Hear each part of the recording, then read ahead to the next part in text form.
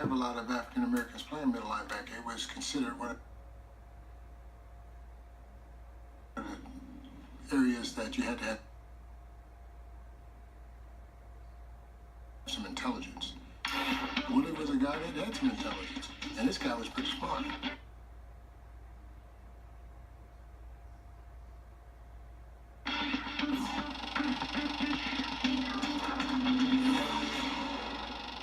In 1967, Chiefs coach Hank Stram drafted Willie Lanier to compete for the starting middle linebacker position.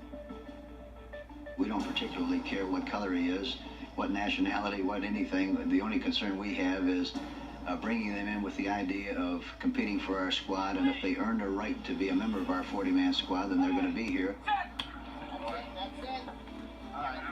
The lack of bias was one that was extremely impressive because the relationships were pure, and it wasn't something that was really pushed, but I think the individuals understood that if there was going to be accomplishment at the highest level, that everyone had to understand each other's differences and each other's similarities. It wasn't a hoorah, we have a black middle linebacker in those days. It was hoorah, we got a guy in there that knows his stuff, and he will hit you and he will hurt you if you don't watch out. He had a great ability to read plays. He would line up and he would come, ram, knock you back, and he would hurt you when he hit you. For 11 seasons, Willie Lanier played middle linebacker for the Kansas City Chiefs, and he was All-Pro, All-NFL, or All-AFC from 1968 through 1975. Going up the middle, Willie, it was almost impossible. I think the best in the business during that time. He was so quick.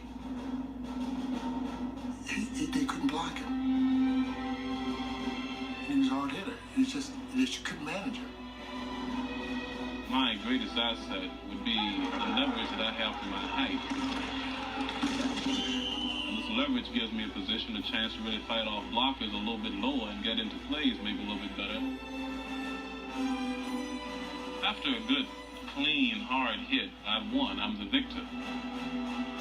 He was the quarterback on defense. I mean, he'd call the plays. Let's go. Give it here. 4-3 gap zone. And he was pretty smart. Yep, that's a good summation. Very, very smart. That's a good summation.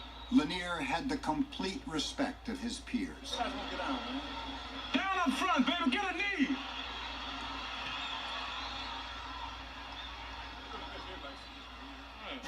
In the 1969 divisional playoffs against the defending champion New York Jets, Lanier rallied his team to a heroic goal line stand. As a running play, the man down behind right guard. And here's the goal line by Lanier and Gary May. Running play coming off the Mathis, top of the goal line. Lanier is it.